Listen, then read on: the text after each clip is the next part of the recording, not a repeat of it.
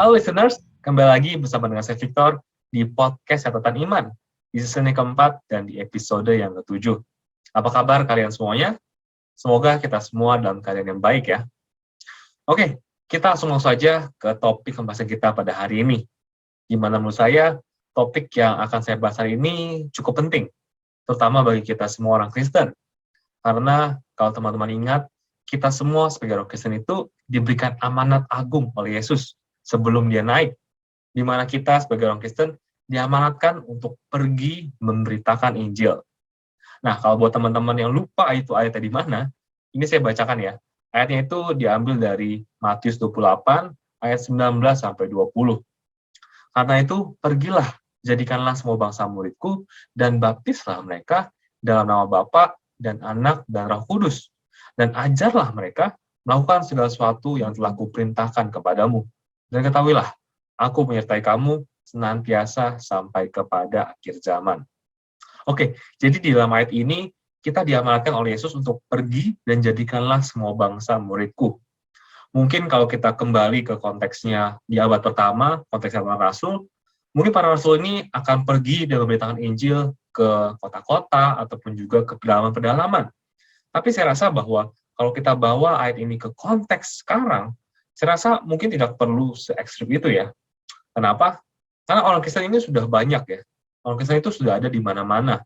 Jadi kita mungkin nggak perlu jauh-jauh, tapi kita bisa start dari orang-orang yang ada di sekitar kita. Dan saya yakin juga pasti ada alasan kenapa Tuhan menempatkan setiap daripada kita itu di Indonesia. Gitu. Dan kalau kita lihat konteks Indonesia itu adalah negara dengan mayoritas Muslim, di mana menurut data terakhir yang saya dapatkan, itu ada sekitar 86,7% orang yang memiliki agama Muslim di Indonesia. Dan juga pastinya kita semua memiliki teman ya, baik mungkin di komunitas ataupun juga di tempat kerja yang juga beragama Muslim. Jadi topik pembahasan kita pada hari ini adalah bagaimana sih tips ataupun juga cara yang efektif untuk bisa memberitakan Injil kepada teman ataupun juga rekan kita yang Muslim. Nah, tapi sebelum saya memulai pembahasan pada hari ini, saya perlu memberikan beberapa disclaimer dulu ya, supaya apa yang saya bahas hari ini tidak disalahartikan. Nah, disclaimer yang pertama adalah, saya membagikan hal ini bukan supaya kita sebagai Kristen memanipulasi teman kita ataupun juga rekan kita yang Muslim. No, bukan seperti itu. Tujuan saya adalah bagaimana supaya kita bisa membagikan Injil pada mereka. Kenapa? Karena kita sebagai Kristen percaya bahwa Injil ini adalah kebenaran.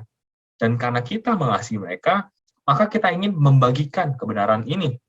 Jadi tujuannya adalah bagaimana kita bisa membagikan hal ini. Perihal apakah teman kita yang Muslim ini akan percaya atau tidak, ataupun juga apakah mereka akhirnya memutuskan untuk berpindah agama atau tidak, itu bukan bagian kita. Itu adalah bagian daripada Roh Kudus dan juga Tuhan. Fungsinya kita adalah bagaimana kita bisa menjadi wadah di mana Injil itu bisa dibagikan. That's it. Gitu. Dan disclaimer yang kedua, bahwa apa yang saya bagikan ini bukanlah cara yang pasti berhasil. Kenapa? Karena saya percaya bahwa setiap orang itu Tuhan ciptakan unik. Tuhan ciptakan berbeda satu dengan yang lainnya. Dan tiap orang pun juga punya konteks dan latar belakang yang berbeda. Jadi, gunakanlah apa yang saya bagikan pada hari ini, itu bukan sebagai instruksi, tapi sebagai inspirasi. Oke, jadi itu adalah dua disclaimer ya, yang perlu kita ketahui. Nah, hari ini sebelum kita membahas mengenai bagaimana caranya, ada beberapa hal yang menurut saya sebagai orang Kristen kita perlu pahami terlebih dahulu, karena ini penting ya. Yang pertama adalah saya mau membagikan mengenai apa saja kesalahan-kesalahan yang sering orang Kristen lakukan pada saat mereka mencoba menjangkau orang Muslim. Ini ada beberapa poin yang mau saya bagikan. Tujuannya adalah supaya kita nggak mengulangi hal yang sama, supaya kita nggak mengulangi kesalahan yang telah mungkin orang-orang sebelum kita lakukan, gitu ya. Oke, yang pertama adalah kesalahan yang sering orang Kristen lakukan adalah bahwa mereka tidak mengerti nih keseriusan ataupun juga signifikansi agama dalam konteks Muslim, gitu. Karena seperti ini ya, mungkin banyak daripada kita ataupun juga ada beberapa dari kita orang Kristen itu bukanlah terlahir sebagai orang Kristen gitu ya. Mungkin kita terlahir dari agama yang lain, Buddha, Konghucu, ataupun juga yang lainnya. Namun pada perjalanannya, kita akhirnya mendengarkan Injil dan juga akhirnya memutuskan untuk bisa berpindah agama dan percaya pada Yesus dan menjadi orang Kristen. Nah, permasalahannya, seringkali saat kita membagikan Injil pada rekan kita yang Muslim, kita memakai perspektif kita yang lama. Kita memakai bahwa dulu saya aja saat saya dengar Injil dan saya percaya, saya langsung memutuskan gitu untuk pindah agama. Nah, ini saya punya teman yang Muslim, dia udah dengar Injil dan dia juga percaya, tapi kok dia susah banget ya untuk bisa memutuskan pindah agama ya? Kok keras kepala banget ya? Nah, ini adalah perspektif yang salah ya guys. Ini adalah mindset ataupun juga pola pikir yang kita nggak boleh pakai. Kenapa? Karena signifikansi agama mungkin di agama kita yang dulu dan di Islam itu berbeda gitu. Dan untuk membuat kita lebih mengerti ya mengenai signifikansi agama ataupun juga signifikansi berpindah agama dalam agama Muslim, contohnya nih, saya mengutip dari ayat di Al-Quran yang diambil dari surah 3, ayat 86 sampai 88. Ini saya bacakan. Bagaimana Allah akan memberi petunjuk kepada suatu kaum yang kafir setelah mereka beriman, serta mengakui bahwa Rasul Muhammad itu benar-benar Rasul, dan bukti-bukti yang jelas telah sampai kepada mereka. Allah tidak memberi petunjuk kepada orang zalim. Mereka itu balasannya ialah ditimpa laknat Allah, para malaikat, dan manusia seluruhnya. Mereka kekal di dalamnya, tidak akan diringankan azabnya, dan mereka tidak diberikan penangguhan. Oke, jadi dari satu ayat aja kita bisa melihat bahwa dampaknya besar banget untuk seseorang yang Muslim itu untuk berpindah agama di dalam agama Islam. Karena tadi kita baca bahwa mereka akan ditimpa laknat, gak hanya dari Allah, tapi para malaikat dan manusia seluruhnya. Dan mereka kekal di dalamnya, dituliskan di sini. Jadi ini adalah contoh ayat yang mengatakan bahwa ada dampak ataupun juga konsekuensi yang besar bagi seorang Muslim apabila mereka menjadi murtad ataupun juga menjadi kafir, gitu ya.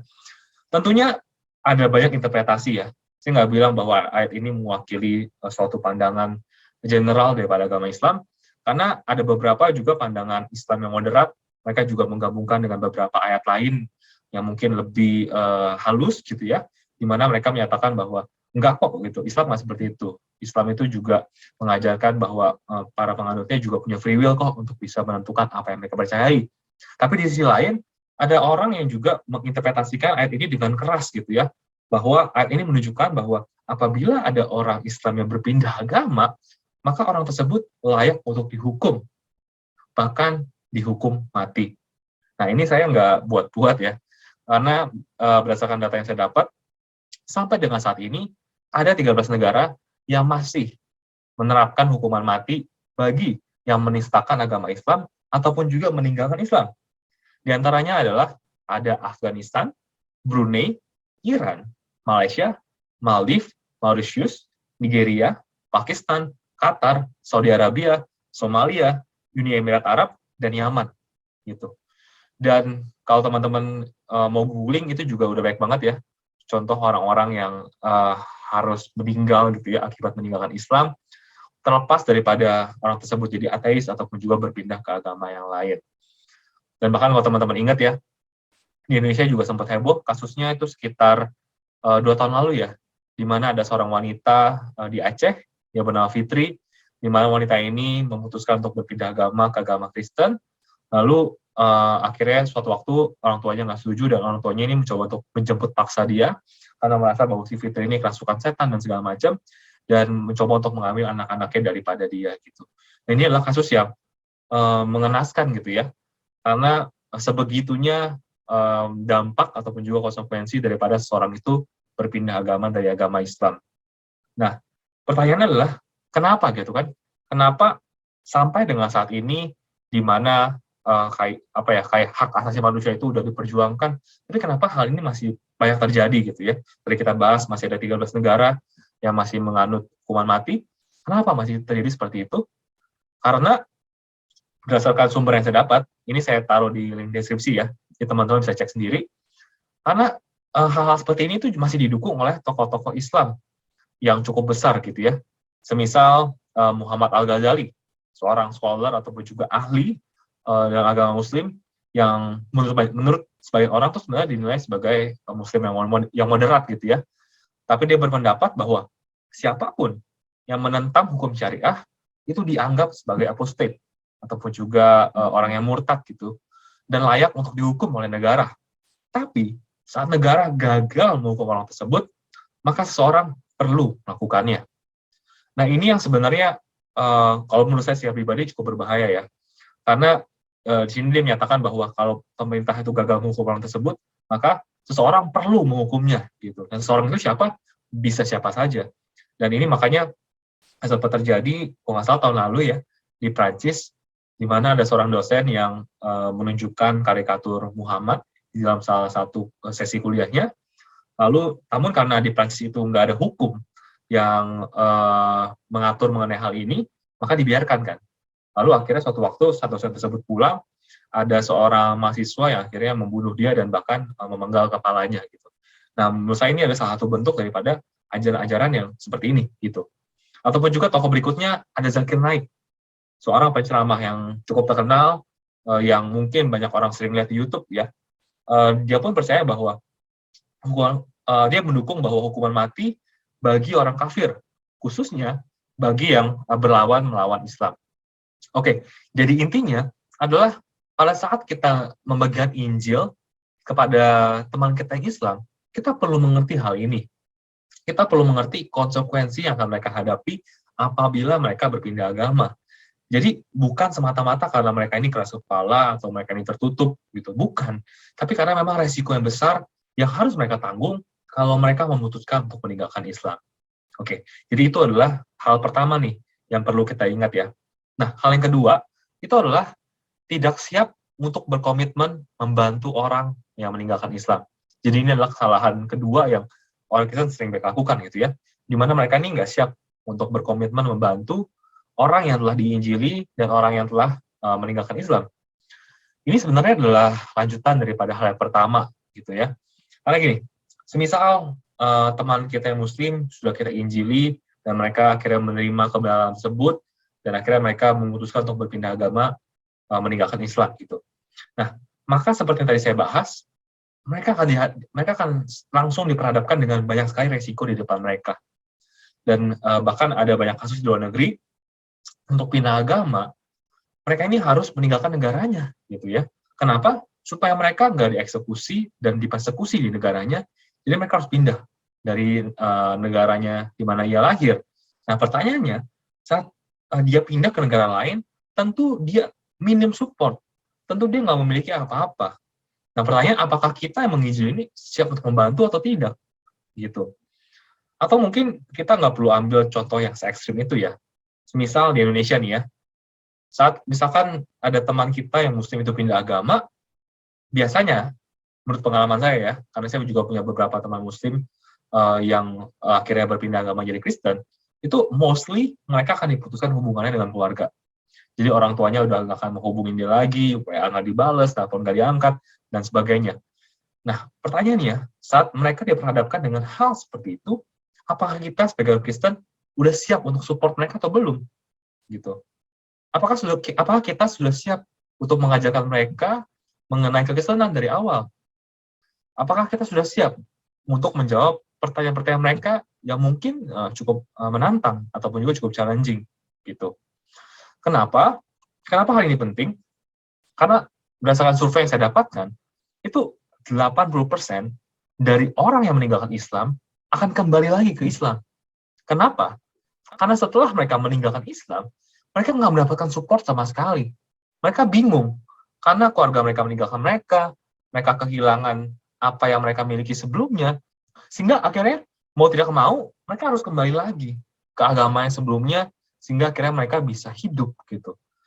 Nah, jadi ini hal yang perlu kita ingat bahwa yang namanya evangelism ataupun juga evangelisme itu nggak hanya sekedar membagikan Injil, tapi juga berdedikasi untuk bisa memberikan kasih, waktu, materi, dan juga perhatian. Itu juga termasuk dalam bagian daripada evangelisme. Itu yang perlu kita ingat ya, dan jangan sampai lupakan. Oke, kita langsung masuk ya ke poin yang ketiga nih. Kesalahan yang sering orang Kristen lakukan adalah yang ketiga adalah tidak mengerti mengenai Islam. gitu. Mungkin banyak dari kita yang nggak menyadari ya, bahwa, nah ini sih pengamatan saya sendiri sih ya, menurut saya, hasil pengamatan saya adalah, rata-rata lebih banyak orang Islam yang mengerti mengenai Kristen, dibandingkan orang Kristen yang mengerti mengenai Islam.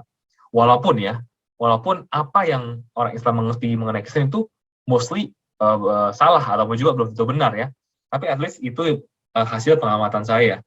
Oleh karena itu, pada saat kita mau menginjili teman kita yang Muslim, penting untuk kita kenal dulu agamanya.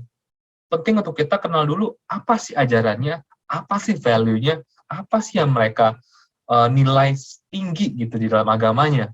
Supaya apa? Bukan semata-mata supaya kita berhasil nih mengubah mereka menjadi orang Kristen. No. Tapi supaya kita menunjukkan bahwa kita respect gitu ya dengan apa yang menjadi kepercayaan mereka.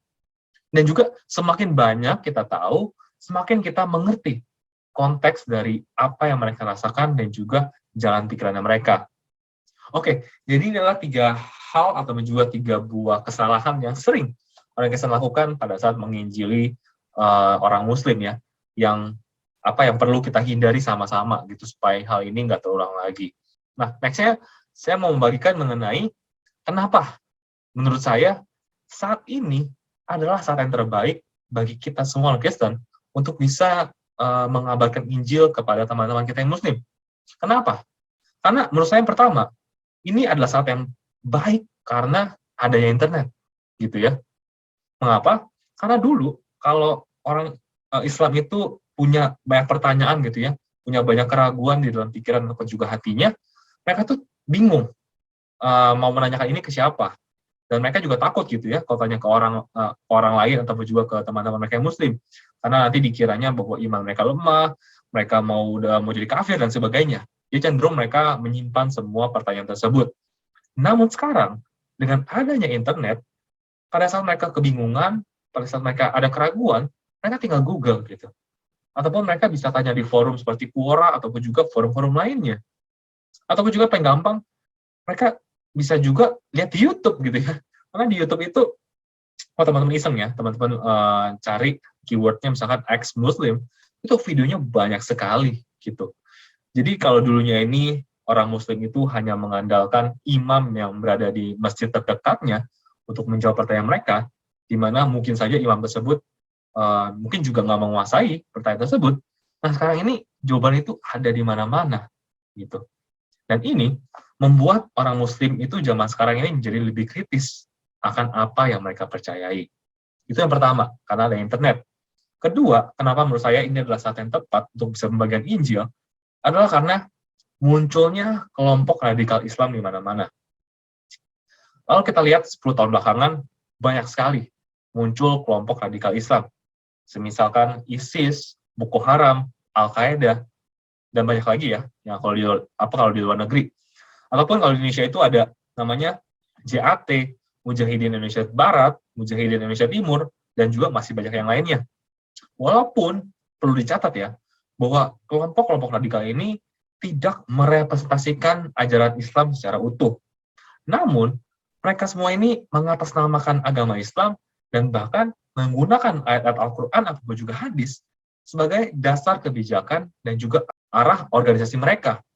Seperti misalkan kita bisa melihat ya bahwa terkadang saat mereka sebelum melakukan eksekusi pemenggalan, mereka mengutip dulu sebuah ayat di Al-Quran misalkan. Ataupun juga saat mereka membuat kebijakan untuk memulai perang, mereka juga seringkali menggunakan ayat Al-Quran sebagai referensi dan masih banyak yang lainnya. Nah, hal-hal seperti ini akhirnya menimbulkan banyak pertanyaan di benak orang Muslim. Karena di satu sisi, mereka percaya bahwa Muhammad itu adalah contoh terbaik dari kehidupan seorang manusia, di mana seorang manusia ini harus menjadikan Muhammad itu sebagai teladan gitu ya, karena kehidupannya yang sempurna, itu yang dipercaya oleh orang Muslim. Tapi di sisi lain, kelompok radikal ini juga mengatributkan tindakan mereka sebagai bentuk representasi daripada kehidupan Muhammad. Nah, ini kan jadi bertolak belakang. Inilah yang akhirnya membuat banyak orang Muslim jadi bingung ya. Jadi menurut saya 2 hal inilah yang membuat kenapa menurut saya saat ini adalah saat yang paling cocok gitu ya untuk kita bisa membagikan Injil kepada teman kita yang Muslim. Nah, Next-nya kita akan langsung membahas mengenai intinya nih. Inti dari topik kita pada hari ini adalah apa sih ataupun juga bagaimana tips yang efektif untuk bisa membagikan Injil kepada teman kita yang Muslim. Nah, tips yang pertama itu adalah kita perlu berdoa dan minta tuntunan Roh Kudus. Nah, mungkin ini terdengar klise sekali ya, karena terkesan bahwa apapun yang kita lakukan kayaknya pasti tipsnya berdoa dan minta Roh Kudus. Yes, tapi ini juga nggak kalah penting dalam hal membagikan Injil. Karena seperti yang tadi kita sudah bahas di awal, kita perlu ingat bahwa saat seseorang itu menerima Yesus, itu tuh bukan karena kuat gagah kita gitu. Bukan karena kemampuan kita, kehebatan kita dalam menginfluence orang, bukan. Itu karena Tuhan dan Roh Kudus yang bekerja dalam diri orang tersebut gitu. Oleh karena itu, kita perlu amat sangat bergantung pada tuntunan Roh Kudus dan juga Tuhan gitu. Dan juga pada saat kita bisa mengerti hal ini sekaligus melepaskan beban di pundak kita. Bahwa tugas kita itu hanya sekedar membagikan Injil, membagikan Yesus yang sebenarnya kepada mereka. Perkara itu mereka menerima atau enggak, mereka percaya atau enggak, itu biarkanlah Tuhan yang bekerja. Jadi yang jadi tugas kita adalah membagikan Injil saja, gitu ya. Karena banyak orang yang berbeban berat dalam bagian Injil karena mereka merasa bahwa saat mereka harus bisa membagikan Injil sampai orang tersebut berubah gitu ya, berpindah agama gitu. Padahal itu di luar daripada kapasitasnya mereka, itu di luar daripada kontrolnya mereka gitu. Dan janganlah kita jadi orang yang seperti itu gitu ya guys. Oke, tips yang kedua adalah milikilah dan utamakan hubungan. Ada sebuah quotes yang berkata seperti ini. Ini quotes saya suka banget. Quotes-nya berkata seperti ini bahwa people don't care what you know until they know that you care. Gitu. Saya ulangi sekali lagi ya. People don't care what you know until they know that you care. Atau saya artikan bahwa orang-orang itu nggak peduli mengenai apa yang kamu tahu sampai mereka tahu bahwa kamu tuh peduli. Gitu. Oleh karena itu, makanya saya peringatkan lagi bahwa saat kita menjalin hubungan dengan teman kita yang Muslim, itu kita harus membangun hubungan yang tulus. Nggak semata-mata bahwa, oh kita mau berteman karena kita punya misi rahasia, bahwa saya mau menjadikan dia sebagai Kristen. No, bukan seperti itu ya. Karena kita perlu ingat bahwa mengasihi itu adalah bagian ataupun juga mungkin bisa dibilang adalah esensi utama seorang Kristen gitu. Jadi terlepas daripada nantinya orang tersebut berubah atau enggak, mengasihi itu harus tetap kita lakukan gitu. Jadi kita tuh nggak hanya mengasihi mereka ujuk-ujuk supaya mereka jadi orang Kristen. No. Terlepas daripada mereka mau atau tidak jadi orang Kristen, mengasihi sesama adalah perintah dan kewajiban kita sebagai orang Kristen. Oleh karena itu, menurut saya sebelum kita masuk nih ke topik mengenai ketuhanan ataupun juga mengenai bagian Injil, pastikan bahwa kita memiliki hubungan yang baik dulu dengan orang tersebut. Oke, nah kita langsung masuk ke poin yang ketiga ya. Poin yang ketiga itu adalah banyak bertanya dan mendengar. Berbicaralah kalau memang diperlukan. Nah, ini adalah hal yang seringkali kita salah artikan ya. Seringkali kita berpikir bahwa karena kita ini diperintahkan untuk memberitakan Injil, artinya kita yang harus selalu ngomong. Kita yang harus perlu menunjukkan banyak, memberikan banyak bukti dan segala macam. Yes, it's true, but on certain level gitu. Dan di mana sebenarnya pada tahap awal, bahkan itu lebih baik untuk kita sebenarnya diam. Untuk kita lebih baik bertanya. Kenapa? Supaya kita tahu sebenarnya apa yang mereka anggap penting dalam sebuah agama dan banyak hal lainnya. Sehingga akhirnya kita bisa mengerti pola pikirnya mereka dan kita bisa address those things secara efektif. Semisal nih ya, kita bisa mulai bertanya kepada mereka, menurut kamu tuh Tuhan itu seperti apa sih? Ataupun siapa sih Yesus menurut kamu? Menurut kamu bagaimana sih seseorang itu bisa mendapatkan keselamatan? Ataupun kenapa Tuhan itu mau punya hubungan dengan manusia? Dan juga banyak hal lainnya. Dan saat kita mengerti hal ini, kita bisa tahu nih, apa yang penting buat mereka, sehingga saat kita bagikan Injil, kita bisa efektif gitu, dengan membagikan hal-hal yang memang penting bagi mereka, gitu ya. Jadi kita nggak ngomongin A sampai Z, dan akhirnya nanti membuat mereka jadi disengage, dan jadinya akhirnya menolak ya, apa yang kita bagikan, gitu. Nah, itu adalah poin yang ketiga. Nah, poin yang keempat adalah, dan ini menurut saya adalah poin yang paling penting ya mungkin ya dalam pembahasan ini adalah marilah kita saat membagikan Injil itu berfokus pada Yesus. Kenapa? Karena kalau kita berbicara mengenai doktrin, itu banyak sekali doktrin yang berbeda antara Kristen dan juga Islam. Dimana kalau kita ngomongin ataupun juga diskusi mengenai hal ini ya, misal mengenai keselamatan, mengenai malaikat, mengenai dosa, itu akan terjadi banyak sekali perdebatan gitu. Dan nanti malah jadinya nggak fokus, dan malah jadinya debat kusir dan segala macamnya. Oleh karena itu, marilah kita mulai dari sesuatu yang kita punya common ground, gitu ya. Kita punya pemahaman yang mungkin agak berbeda, tapi at least dasarnya itu mirip-mirip gitu ya. Yaitu adalah siapa Yesus. Kenapa? Karena di Kristen sudah pasti kita amat memuliakan Yesus ya. Karena kita percaya bahwa Yesus itu adalah Tuhan, dan Yesus adalah juru selamat yang mati bagi kita semua. Di sisi lain, di Islam pun mereka tidak menolak Yesus. Mereka juga percaya Yesus, walaupun bukan dalam konteks sebagai Tuhan. Tapi mereka juga amatlah menghormati siapa itu Yesus. Oleh karena itu, saat kita berbicara mengenai Yesus, mereka nggak mungkin lah menghina Yesus gitu ya.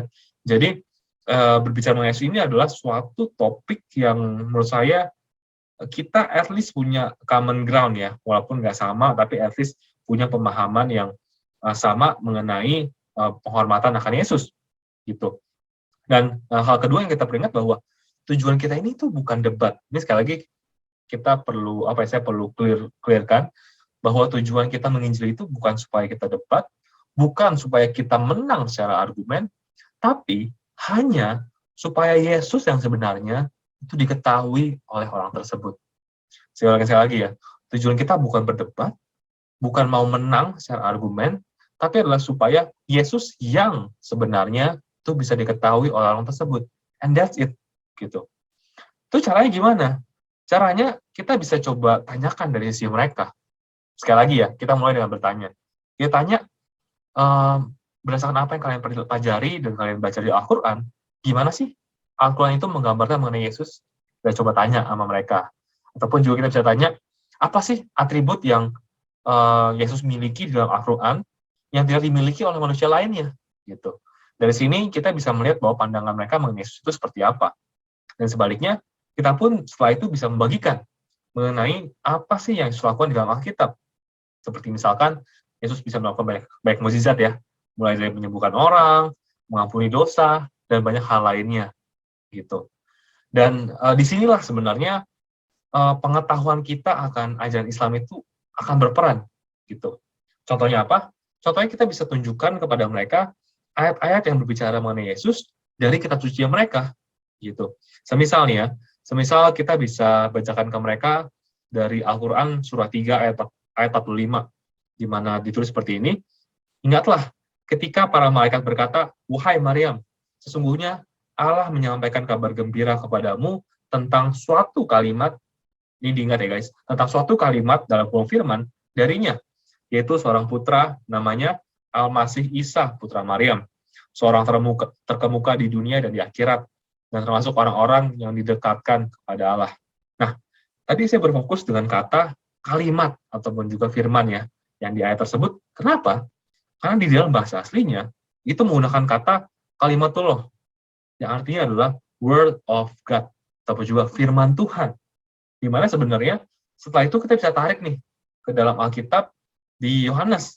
Contohnya adalah di Yohanes 1 ayat 14, di mana di situ dituliskan bahwa firman itu telah menjadi manusia dan diam di antara kita, dan kita telah melihat kemuliaannya, yaitu kemuliaan yang diberikan kepadanya sebagai anak tunggal Bapa, penuh kasih karunia dan kebenaran. Jadi kita bisa menghubungkan nih korelasi bahwa di dalam Al-Quran Yesus itu disebutkan sebagai word of God, firman Tuhan.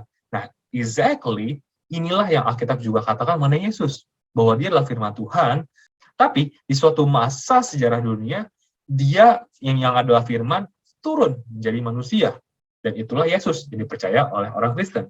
Jadi, kita bisa mengkonekkan ya, apa yang mereka percayai dengan apa yang kita percayai. Ataupun juga, kita bisa bacakan kepada mereka di dalam Al-Quran itu, surah 3 ayat 49, di mana berkata seperti ini. Dan sebagai rasul kepada Bani Israel, dia berkata, Aku telah datang kepada kamu dengan satu tanda, mukjizat dari Tuhanmu, yaitu Aku membuatkan bagimu sesuatu dari tanah, berbentuk seperti burung, lalu aku meniupnya.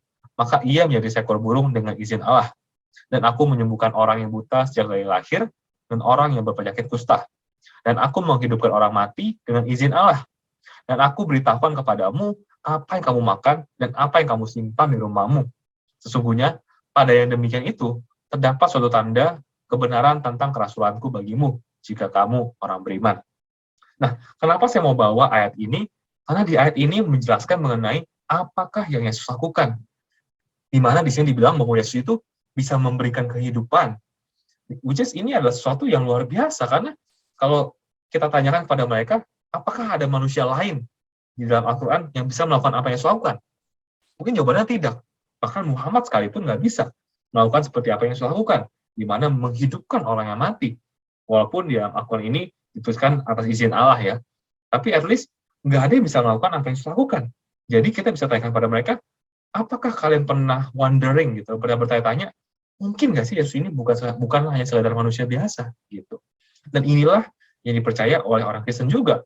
Oh, Yesus itu bukan sekedar manusia saja, tapi dia juga adalah Tuhan. Gitu ya. Dan tentu masih banyak lagi ya argumen-argumen yang bisa kita pakai terkait dengan Yesus, baik di dalam Al-Quran atau juga Alkitab. Tapi saya bahas segini dulu aja, karena nanti kalau bahas banyak nanti kita waktu yang nggak cukup. Tapi kalau teman-teman tertarik, bisa komen ya. Nanti mungkin kita akan buatkan episode khusus mengenai hal ini. Oke, poin yang berikutnya, yang kelima dan juga terakhir adalah, tipsnya adalah, kita perlu untuk menguasai doktrin kekristenan, terutama yang sering disalahartikan oleh teman kita yang Muslim. Nah, hal ini adalah hal yang penting. Kenapa? Karena lucu ya, jangan sampai kita membagikan Injil kepada teman kita yang Muslim, tapi kita sendiri aja nggak kuat itu secara doktrin ataupun juga secara kepercayaan. Oleh karena itu, kita juga perlu menguasai nih, guys, doktrin mengenai kekristenan, mengenai keselamatan, mengenai dosa, mengenai siapa itu Tuhan, karakter Tuhan, ketuhanan Yesus, kemanusiaan Yesus, dan juga banyak hal lainnya. Nah, tadi saya bilang bahwa kita terutama perlu menguasai hal-hal yang sering disalahartikan oleh teman kita yang Muslim. Nah, apa saja sih sebenarnya hal-hal yang sering disalahartikan oleh teman kita yang Muslim? Nah, ini menurut pengamatan saya ya, berdasarkan hasil pembicaraan saya dan juga saya melihat dari komen-komen orang Muslim di YouTube saya. Nah, hal pertama yang paling sering disalahartikan itu adalah mengenai Trinitas ataupun juga Tritunggal, di mana banyak teman kita yang Muslim menganggap bahwa orang Kristen itu menyembah 3 Tuhan, which is ini adalah sesuatu yang salah. Dan kita bisa bilang bahwa kalau itu yang kamu mengerti mengenai Trinitas, maka saya pun nggak setuju dengan ajaran tersebut. Karena di Kristen, kita pun percaya bahwa kita menyembah Tuhan yang satu, Tuhan yang esa, gitu. Dan bagaimana cara kita supaya mereka bisa memahami konsep mengenai Trinitas? Mungkin kita bisa ajukan pertanyaan seperti ini, gitu ya. Apakah mereka setuju? Apakah teman kita yang Muslim ini setuju bahwa Roh Allah dan Firman Allah itu bersifat kekal dan bersama-sama dengan Allah, ataupun juga co-eternal? Saya ulangi sekali lagi ya. Apakah kita bisa tanya mereka bahwa apakah mereka setuju bahwa Roh Allah dan Firman Allah itu bersifat kekal dan bersama-sama dengan Allah, atau bersifat co-eternal? Nah, kalau mereka mengertikan hal ini, biasanya mereka akan bilang bahwa mereka juga setuju akan hal ini, bahwa betul Roh Allah dan Firman Allah itu ya satu bagian dengan Allah yang bersifat kekal. Nah, kita bisa jelaskan bahwa ya ini pun yang dipercaya oleh orang Kristen, bahwa Allah itu satu, namun kita mengenal ada pribadi Allah, ada Roh Allah, dan ada Firman Allah. Namun, kalau di Kristen, bahasanya agak sedikit berbeda. Bahwa Roh Allah ini kita kenal sebagai Roh Kudus, dan sedangkan Firman Allah ini kita kenal sebagai Yesus. Dan pribadi Allah kita kenal sebagai Bapa. Namun sebenarnya konsepnya itu adalah seperti itu. Nah, hal-hal seperti ini yang kita perlu mengerti dan kita bisa jelaskan ke teman-teman kita yang Muslim, sehingga ketidakmengertian ini ataupun juga kesalah pengertian ini bisa kita luruskan, gitu ya. Dan mungkin biasanya kesalah pengertian yang sering mereka miliki yang kedua itu adalah kemanusiaannya Yesus, gitu. Bahwa saya banyak sekali dapat komentar di YouTube saya bahwa dari orang Muslim ya, bahwa mereka seakan-akan kayak mengejek gitu ya, bahwa Yesus kan manusia, kok manusia disembah jadi Tuhan gitu ya? Atau juga orang Kristen itu kok menuhankan manusia, menuhankan Yesus dan sebagainya. Nah, ini adalah sebuah doktrin yang mungkin banyak orang Muslim nggak mengerti ya, mengenai kemanusiaan dan juga ketuhanannya Yesus. Nah, bagaimana kita menjelaskannya? Nah, kalau saya sendiri, biasanya saya akan bawa pertama-tama ke suatu ayat Alkitab. Kenapa? Supaya mereka nggak berpikiran bahwa, oh ini kan asumsi kamu doang, ini kan pendapat kamu doang. No, tapi ini adalah yang tertulis di Alkitab.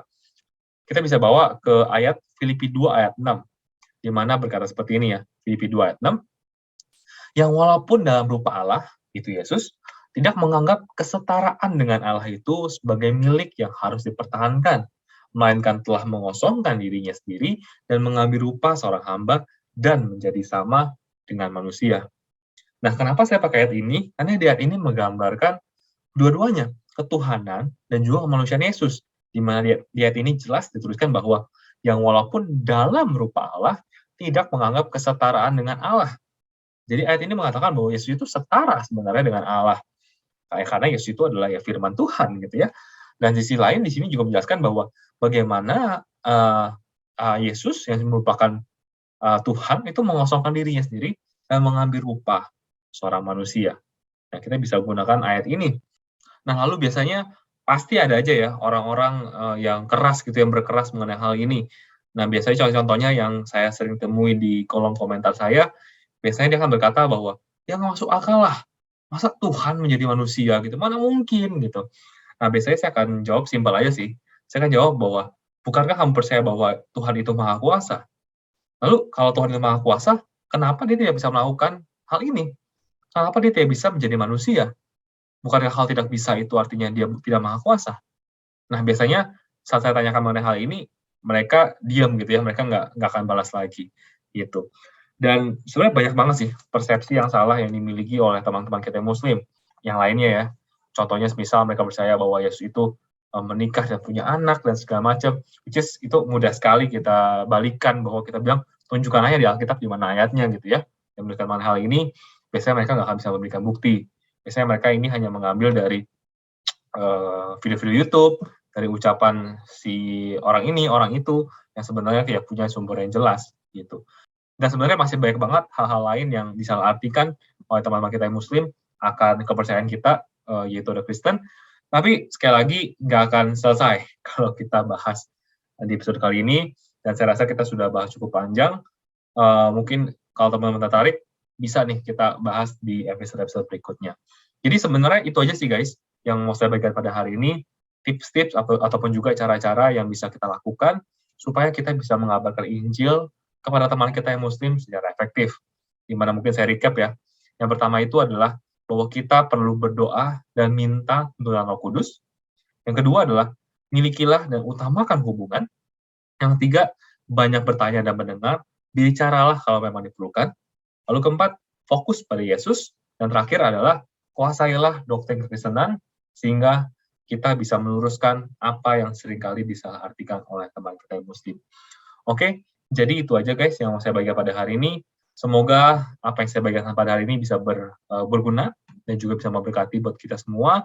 Dan semoga kita bisa terus melakukan amanat agung yang Yesus telah berikan kepada kita untuk kita mengabarkan Injil kepada semua orang sih ya, terutama kepada orang-orang yang belum mengenal Yesus. Dan kenapa saya bahas hari ini spesifik mengenai kepada orang Muslim, karena memang ya konteksnya kita sebagai orang Kristen Indonesia diperhadapkan ataupun juga dikelilingi dengan orang-orang yang beragama Muslim. Oleh karena itu tentu kita perlu pendekatan yang khusus, perlu juga memiliki kontekstualisasi yang khusus ya mengenai baik agama Kristen ataupun juga bagaimana cara kita membagikan Injil kepada mereka. So itu aja sih.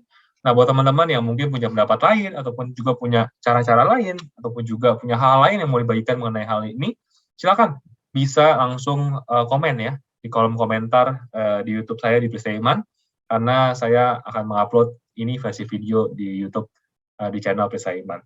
Oke, itu aja buat episode kali ini. Buat teman-teman yang punya ide-ide lain, ide-ide menarik, topik-topik yang bisa dibahas, itu bisa langsung aja ya kasih masukan ke saya di Instagram saya di @victoriatia ataupun juga di @prisaiman.id. Oke, sekian dulu buat hari ini. Thank you guys for listening. See you and God bless.